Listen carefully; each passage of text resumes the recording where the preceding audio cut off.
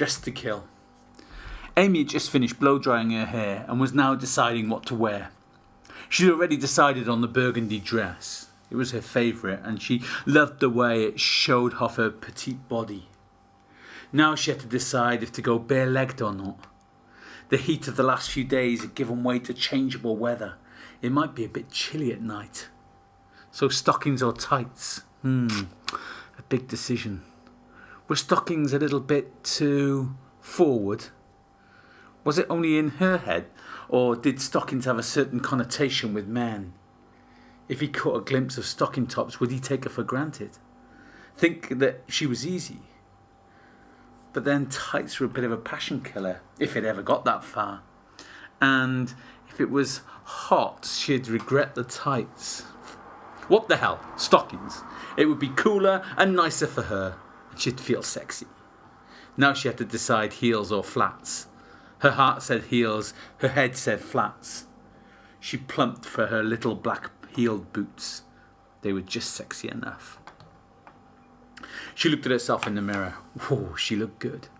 Had she gone a little over the top? Maybe for a first date, but she didn't care. She smiled to herself.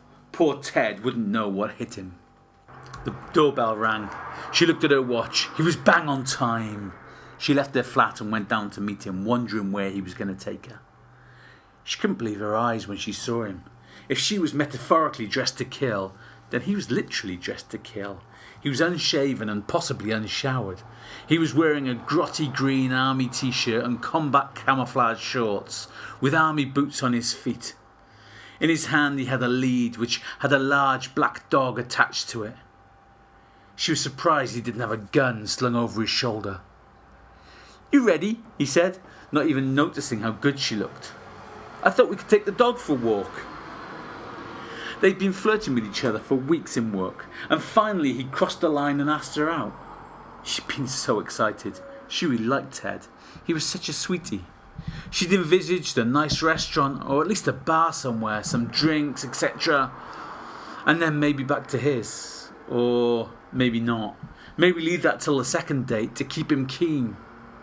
What she wasn't expecting was a bloody dog walk. Okay, she'd shown a lot of interest when he talked about his mutt in work, but that was just part of hooking him in. She wondered what they looked like to other people as they walked across the road towards the park. Her looking like she was going to whore, him looking like he was going to war.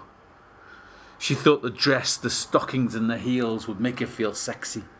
But in reality she felt a bit of a fool, tottering around, chasing after the hound. Especially as Ted still hadn't even commented on how great she looked.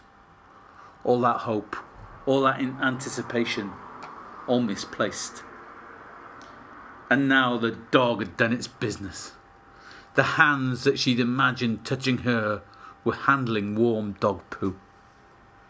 She'd known he had a dog, so deep down she must have known he'd pick up its mess. But to see it firsthand was a bit of a passion killer. Especially as it was before those hands had even touched her. She decided it was time to cut her losses and go home alone.